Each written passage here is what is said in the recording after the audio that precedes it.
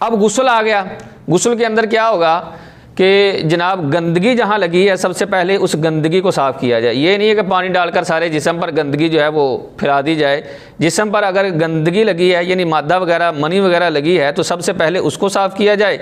उसके बाद जैसे नमाज का वज़ू करते हैं वैसे वज़ू कर लें। वज़ू करने के बाद अब आपने क्या करना है, शावर है तो ठीक, या जिस तरह वो डोंगा वगैरह होता है, मग्गा वगैरह वो है, दोनों में से एक होगा। और अगर मग्गा वगैरह है तो 3 मग्गे जो है ना सीधे कंधे पर, फिर 3 उल्टे कंधे पर, और फिर सर पर पानी डालें। और शावर है तो थोड़ी देर सीधी जानिब, थोड़ी देर उल्टी जानिब, और फिर सर पर पानी डालें। और जिस्म के हर हिस्से पर पानी बहाना ज़रूरी है। 2 फ़र्ज़ जो अहम हैं वो क्या है, कुल्ली और नाक में पानी चढ़ाना। ये बड़े अहम फ़र्ज़ हैं। कुल्ली के अंदर भी थोड़ा सा पानी लेकर लोग डाल देते हैं, नाक के अंदर भी ऐसे करके डाल देते हैं। नहीं, ऐसा नहीं है भाई। नाक की ये जो सख्त हड्डी होती है यहाँ तक पानी, रोज़ा ना हो तो पानी को ऊपर खींचे, रोज़ा ना हो तो गरगरा कर लें। इस तरह जो है ना, ये पहला फ़र्ज़, ये दूसरा, और सारे जिस्म पर पानी बहाना ये तीसरा फ़र्ज़।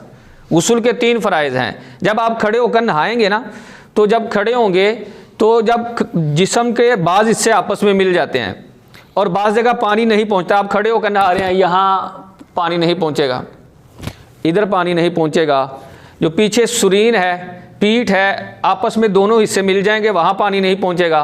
आप बैठकर नहा रहे हैं तो जहाँ यानी ये पिंडली और रान आपस में मिलेंगे फिर यहाँ भी पानी नहीं बहेगा। अगर पेट बड़ा है तो उसमें सलवटें पड़ जाती हैं और सलवटों के अंदर भी पानी नहीं बहेगा। नाफ के अंदर उमूमी तौर पर पानी नहीं जाता। जो अगली शर्मगाह है जहाँ से पेशाब आता है, वहाँ जो ज्वाइंट है, ये रानें आपस में उस जोड़ के साथ मिलती हैं, उमूमी तौर पर फिर वहाँ भी पानी नहीं जाता। अगर एक हिस्सा भी बेधुले रह गया तो आपका गुस्ल नहीं है।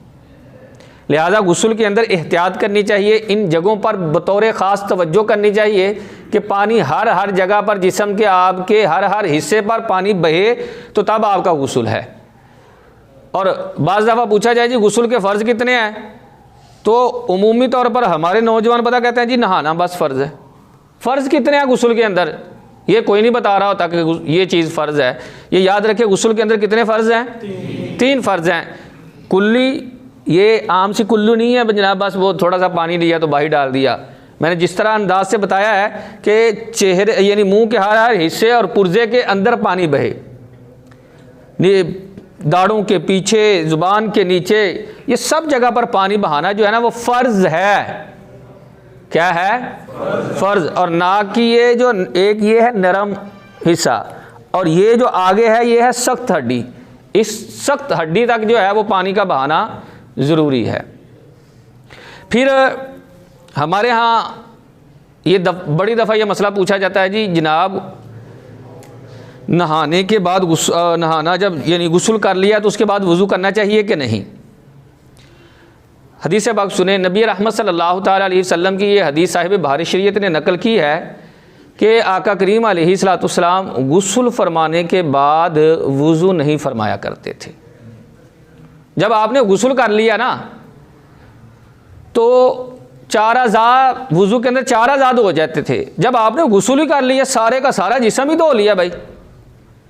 तरतीब शर्त नहीं है, तरतीब सुन्नत है। यानी चेहरा पहले धोए, फिर ये, फिर मसा, फिर पाँव, ये सुन्नत तरीका है। अगर आप बारिश में नहा लें या नहर में नहा लें तब भी आपका वज़ू हो जाता है।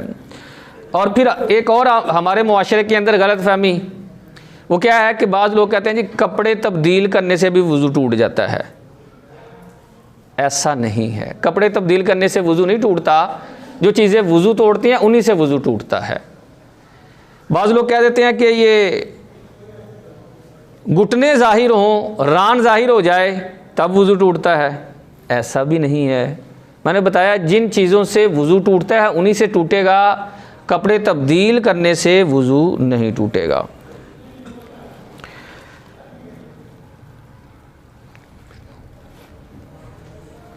फिर उसके बाद हमने पढ़ा था मुँह ज़ेरे नाफ। ये बड़ा अहम मसला है, इसके ऊपर खुसूसी तवज्जो फरमाइएगा और कोशिश करें कि जिनके साथ हमारी बैठक है ना कम से कम उन लोगों को ये मसाइल बताए जाएं। उमूमी तौर पर हमारे मुआशरे के अंदर मसाइल नहीं सीखते हम। जुमा वाले दिन तो वैसे ही मसाइल होते नहीं हैं, अल्लाह खैर करे हम आते ही जुमा की जमात खड़े होने से 5 मिनट पहले हैं कि मौलवी साहब की कोई गल साढ़े कान च ना पै जाए। हाँ जी, बाज़ दफ़ा तो खुतबा तो बाज़ दफ़ा बड़े बब्बर शेर इंसान होंगे ने जो जमात खड़ी होंगी उन्होंने दौड़ ला के रख देने। चलो जी, ये बड़ा अहम मसला है, तवज्जो कीजिएगा।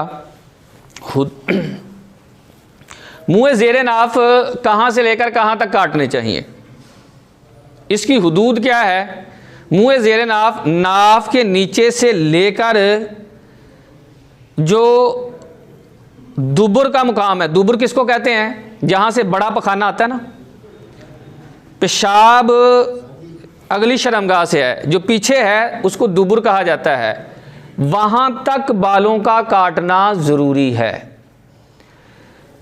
याद रखें, यह है रान, इधर इधर रान है, यहाँ तो बाल होते नहीं है, जहाँ वो 7 मिली होती है रान, रान के बाल नहीं कह रहा।